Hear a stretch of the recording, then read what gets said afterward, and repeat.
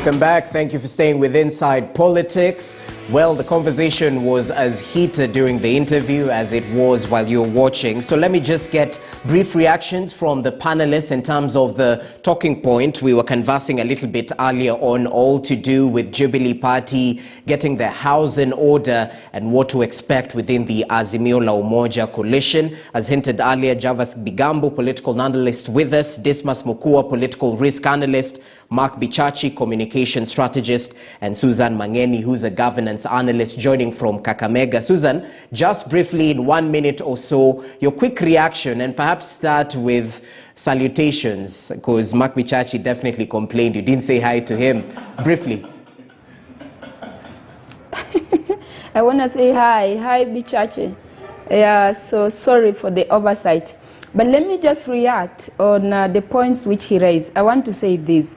It sounds so ridiculous that the president has looked around his Jubilee house and he has found that nobody actually, for the last 10 years he's been in power, nobody can succeed him. So he's hovering around to try and look for someone else from a neighbor's house. It's very ridiculous. What he tells Kenyans is that he has lost confidence in his own Jubilee manifesto, in his own Jubilee platform that he had promised Kenyans.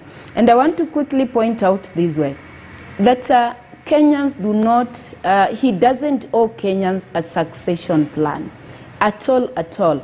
Because looking at his legacy for the last 10 years, all we have is hues and cries. All we have is rising poverty, rising unemployment, tribalism has risen, we have a lot of bickering, we have betrayal of the highest order, and if he couldn't fix, as a symbol of national unity, charity begins at home. What are these differences that President Uhuru Kenyatta, be it of personal nature, be it of national nature, be it of any interest, be it of tribal, that he and his deputy could not sort it out? He cannot pretend that he cannot fix his house, and now he says he can help unite Kenyans. He has failed on that account, and therefore he doesn't owe Kenya any succession plan, and we don't owe him anything. All we are telling him, he owes us as a successful exit so that we can get new people to come on board and take this country forward. I want to say the challenges we had 10 years ago are no longer challenges we have today. His solutions which he had 10 years ago are not appropriate solutions right now. So we need new solutions and we need new leaders. Okay, so Susan, let him just exit in peace and leave this country at least the way he found it 10 years ago. Okay, I think your point is definitely across. Over to you, Javas. And of course, we're waiting for President Uhuru Kenyatta to go to Mount Kenya, according to what we've heard, and explain what problems he had with his deputy. Just briefly. Well, just here. Yeah. President Uhuru Kenyatta may do whatever he wants and whatever he may with the Jubilee Party. It's the party for which he serves as the party leader. And whether he wants to lead his party into a pre-election coalition or post-election coalition, he's got the right to do that as the party leader, and he's estranged deputy party leader. Thing is this, when President Kenyatta retains the leadership of Jubilee, he denies the opportunity of succession within the party itself. There are a couple of people that can rise to the helm of that party and lead it. Having led and been in politics for so long, through KANU, through TNA, through Jubilee, I think it just makes sense that African leaders must start appreciating the need for younger suckers to take over once the bananas vacate or die, etc. Okay. It's very important. The other thing is this. I think if Jubilee has got to get into a coalition or an arrangement with Azimio, it is proper that then an arithmetic of seeing who is it from Jubilee can get to work with Azimio, and if that person or persons get to be preferred by Raila Odinga as the preferred running mate, then let it be incumbent upon Raila Odinga to settle on whom is it that feels will be presiding over as his deputy once in the event that he wins power as president. Because, let's face it, the moment and if Raila Odinga wins, he will not be guided by the Azimio Pact. We know that he'll be guided by the Constitution of Kenya 2010.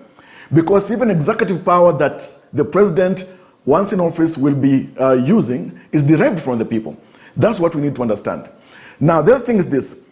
I reloaded President Kenyatta and what it means for Mount Kenya. Okay. President Kenyatta wants to go to Mount Kenya and explain what problem is it that he has had with his deputy, William Ruto. If at all those problems are not public, with regard to the execution of the mandate and the office of the deputy president as provided for in the Constitution, if those problems are actually private, then why should President Kenyatta make private issues a public affair? Okay, I think. Finally. Let's just take a break right there. We'll get back with your chance so we can equally take a look at the next talking point, which is definitely contentious as well, all to do with the election amendment bill. Now get this, Deputy President William Ruto and ODM leader Raila Odinga have joined forces to reject the proposed election amendment bill, pushing for manual transmission of presidential election results. However, the two have totally different reasons for opposing the proposals. According to ODM, they say it will mobilize its members to shoot down the bill due to its potential to roll back electoral reforms. And on the other hand, Ruto claims the bill is part of a wider scheme to influence presidential results in favor of Azimio la Umoja's Raila Odinga. Listen in. We don't support it, and it is not necessary in this day and age of technology. What we support ourselves, both as PNU and Azimio, is that at the polling station, that result should be made public at that level. We condemn those who are trying to take us back. We don't want to go back. We want free and fair elections, open, transparent and accountable.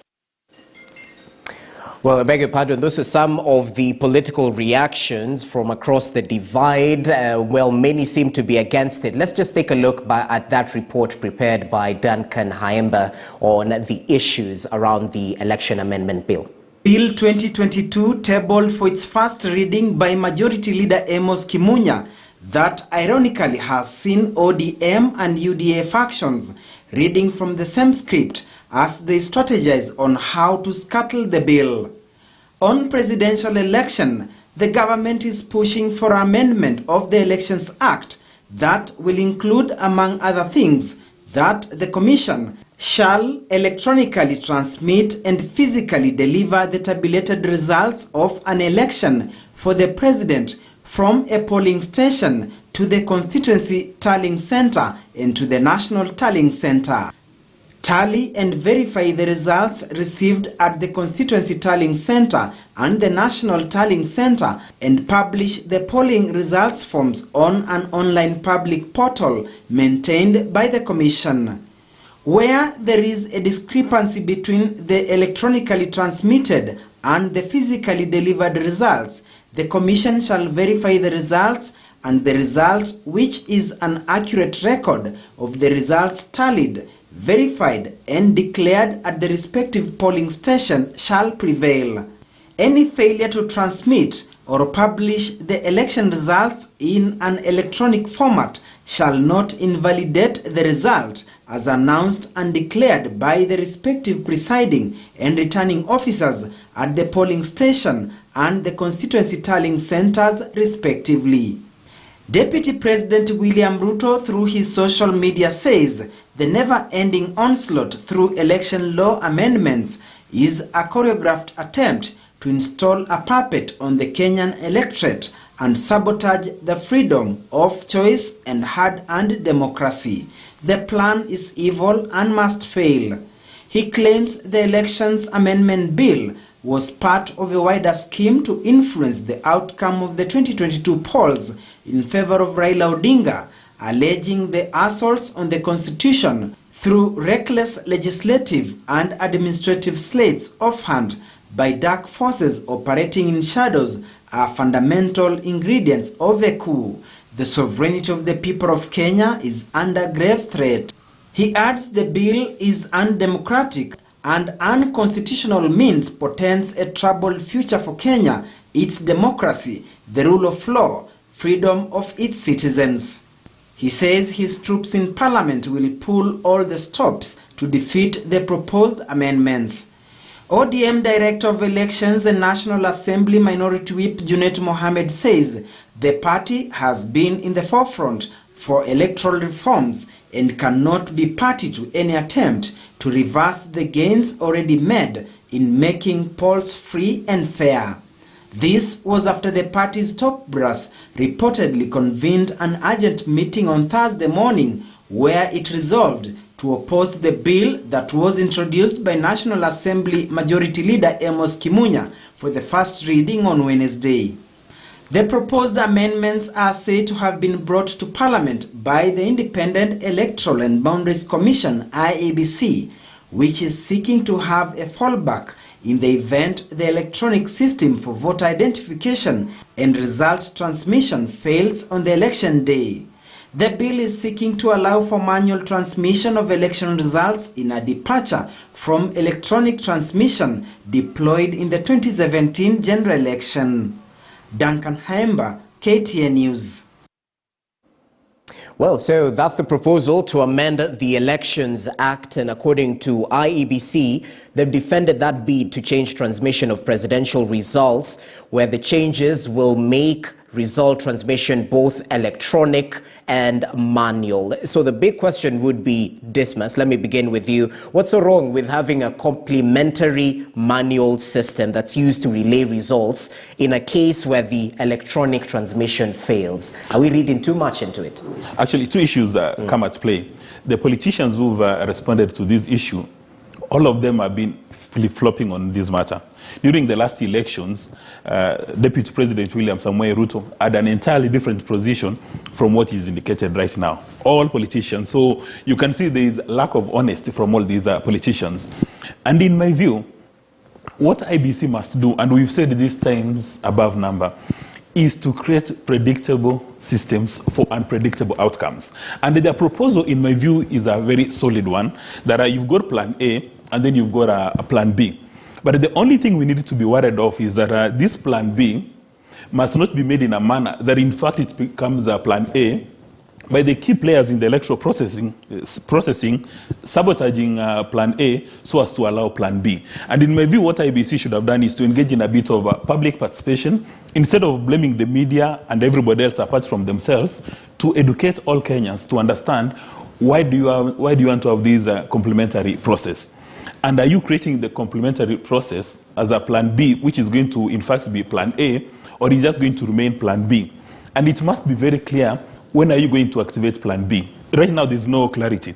And you see every single politician, be it Jubilee, they've run away from this proposal. So I'm even wondering that Wangoen is defending it. How does he do this? Even Kimunya, he normally comes out to defend these positions, but right now he's taken cover. So one wonders, there's nobody taking ownership of this bill. The President Kenyatta is not taking ownership. His political party, Jubilee, has done a run. There's nobody taking ownership. So you're beginning to wonder who is actually behind this proposal. Is it IBC? And whose interest are we safeguarding? So at the end of the day, what we must do, it's a very solid plan from a management perspective, but they needed to explain to Mra, for Mra to understand, because, you know, for IBC, during the presidential elections, you were told that there were many illegalities and irregularities. They've not addressed them to inspire confidence in Kenya. However, they say this is part of inspiring confidence, but their public communications has been horrible. Okay, Bichachi, let's bring you in. And it's very easy to remember the Supreme Court decision, the case pitting the 2017 general election, where IBC were definitely on the receiving end due to accusations of tampering with electronic data. And according to them, they're trying to clean up house right now in regards to some of the issues that were brought up during the election. Well, what's your take on this? Well, the IEBC is well within its right to seek to remedy the errors that happened in 2017, to seek to have a backup system to the electronic system. All of those things are in order, but it is a case of too little, too late. Today, as we know, we are just 6 odd months away from the elections. And we know in the history of this country that even the Kriegler report stated very clearly that any election rules should happen a full 2 years before the election. So one wonders why from 2017 to date, the IEBC has not brought these measures to fore. And then knowing full well that these are very contentious political issues, the IEBC should have taken time to engage the stakeholders, get the buy-in of the various political players, so that when it came to the floor of the House, it is something they all understood. What is happening now is not an issue of necessarily a bad bill, but it is an issue of a bill that has been brought up at the wrong time, in the wrong environment, and to the wrong people. So the IEBC under Chebukati really needs to reconsider. And if I were them, I would withdraw this bill, because it is only going to create more confusion. It is only going to give excuses to losers to say I lost because this system was manipulated. And if you want proof that this is already going to be the case, see, one of the politicians, one of our senior politicians is already saying that this is rigging against him. And we know that is not only a recipe for disaster election-wise, but it's a recipe for disaster for our country in general. And these are the issues that we must face and we must agree. So for me, I am against this particular bill, not because in its content it is necessarily wrong, but because its timing and the way it is put will only serve as a recipe of chaos for this country. Okay, so the timing is wrong. Susan, do you hold an issue with the timing? Because many have asked why the law took so long since the 2017 elections. And there's a fundamental issue of trust when it comes to Kenyans and the general elections. Are we looking at it the wrong way from where you sit? Because kuna shida ya election system deal, but the people who man the election, the human management of the election, is that where we should look at when it comes to the deficit of trust? I think I agree with my colleagues, the two colleagues who have voiced their sentiments about it. And I want to say this, that this proposal by IBC takes us back to 2007, during the late Kivuitu's time.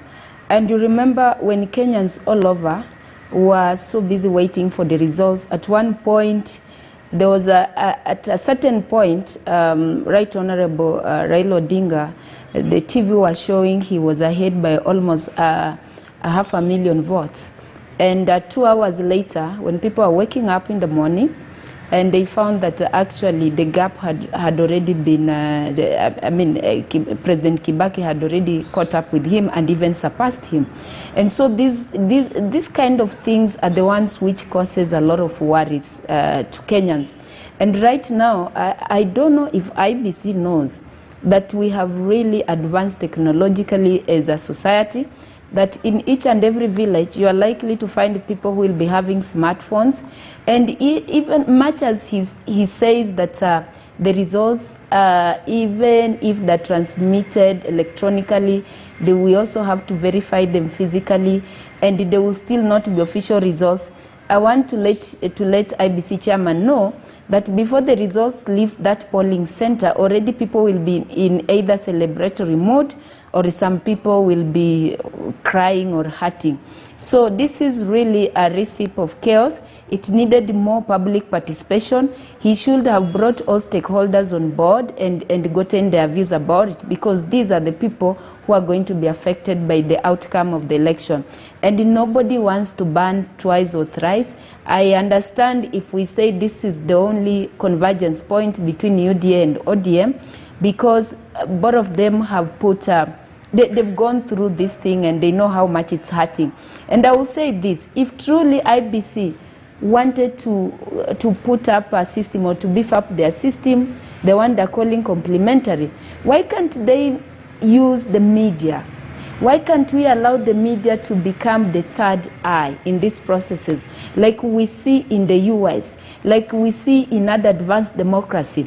that at the end of the day, the media, by the time they're announcing these results, the media also have got their systems on the ground. They're able to capture data that is also verifiable. And in any case, they capture them from the polling, the presiding officer or the returning officer. So that media, while people are going to, by the people will be calling these results. So when the media, we can use the mainstream media now to help us call these results in order, in a very ordered manner and properly, as opposed now to allowing everybody who has a smartphone to start and has a social media account to start calling the results. And the moment people start calling these results on the street, chaos will erupt. Okay. People okay, will Susan. start sorting out each other. There will be high tension. Okay. Well, we definitely don't hope for such a scenario, but it's proper to note that the displaying of results, what usually happened in the 2017 election at the National Tallying Center, in case these amendments go through, that might be negated this time round. So, Bigambo, as I come to you, the ritual of physically delivering the results by the returning officer, does this make Kenyans trust our election systems more? And on the flip side, I'm pretty sure you can remember vifaranga via computer, some of those claims that came with the electronic transmission. Are we approaching this in the right area? Well, thank you, Jesse. Let me say that we've come a long way as a country, but we still refuse to learn. Tensions and incertitude still shrouds the manner in which our election framework and management is conducted. And it is even more disappointing that it's IBC that is behind this. When you look at and examine and review the Supreme Court decision in the 2017 case, Raila Odinga versus IBC and others, you realize that the Supreme Court even indicated, and in its examination of Article 44A, the two limbs that exist that one must look at when we're looking at the management of election, review, etc., transmission and all that. Let us recall too that the King's kits failed in various places in 2017, and that became a concern. But the fact that the King's kits failed, was there no supplementary plan to cushion that? There is. When you look at Regulation 26 of election technology regulations of 2017, it provides specifically for that. When you also examine Regulation 69 of General Election Regulations of 2012, and look at also Article 44A of the Elections Act, rather Sections 44A of the Elections Act, you get to realize that if it's a question of having in place regulations to cure the failure of Kim's kits, it has been provided for by regulations, which in fact were promulgated by ABC itself. So is it a question of now having a substantive provision within the Elections Act to scale up or to maybe give a boost to the regulations that exist? Yeah. Is it the inadequacy of the regulations? Because, let's face it, IBC has always been in the eye of the storm when it comes to failures to do with elections. It has been blamed times without number. IBC here seems to be trying to undertake so little to scale up its own credibility in the eyes of the people and various stakeholders on how it conducts, manages, and transmits elections. Now look, in the 21st century, Jesse, it is disturbing that we must see sense in going back to embrace what was being done and used in Mesopotamia in the antiquated ages. IBC should learn that in the aviation industry, technology is depended upon.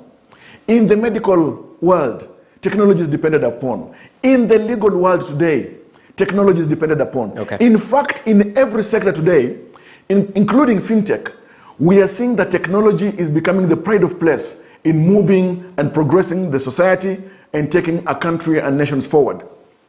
The issue here should be one, why is it that IBC cannot invest much more, and the Exchequer will finance this, in technology to ensure that these cases of rampant failures do not become the order of the day? The issue of waiting for an election officer to travel all the way from Mandera to bring physical results to Chebukati in Nairobi, another one to come from Kasipul Kabondo, another one to come from whatever it is, to bring physical results, and that those results now should be the ones that are depended upon. I think we getting in a game of musical chairs here to do with elections. Time has come when we must say that technology has got a very important place in the management of elections, because democracies across the world have demonstrated their dependence and reliability on technology. And here, if it's a question of physical verification, all right, let us say that it should happen, but could become an issue of an audit of the results that somebody should, or a candidate should seek to undertake to verify, but must not be depended upon necessarily for purposes of declaration of results. Well, it's complementary. Just briefly. Yeah, briefly. Well, we could say that the timing is wrong, but I don't think it's late for IBC to come with any amendments today to ensure that people do not go to the streets after the elections. So if there's a piece of legislation, if there's any amendment that they must bring today, they better bring it today and suffer public rebuke instead of the nation getting into turmoil. Then number two, advanced states like the US, they still use the paper system. They still use the manual. Well. Yeah, but what we must do from a leadership perspective is ensure that plan A, in fact, is plan A. That you do not introduce plan B because you want to collapse plan A. And you know the issue of the network? If you've got a phone, there is a mobile money payment anywhere in Kenya today. So again, the reason that you may have a crisis with the network, again, that's a voodoo thinking, because Kenya is sufficiently covered. Okay, well, that's noted. Allow us to take a short break. As we do, just sample one or two tweets. Jameson says, people do not understand this IBC bill. It's good in my eyes. IBC say the manual form 34A should be verified with electronic transmission.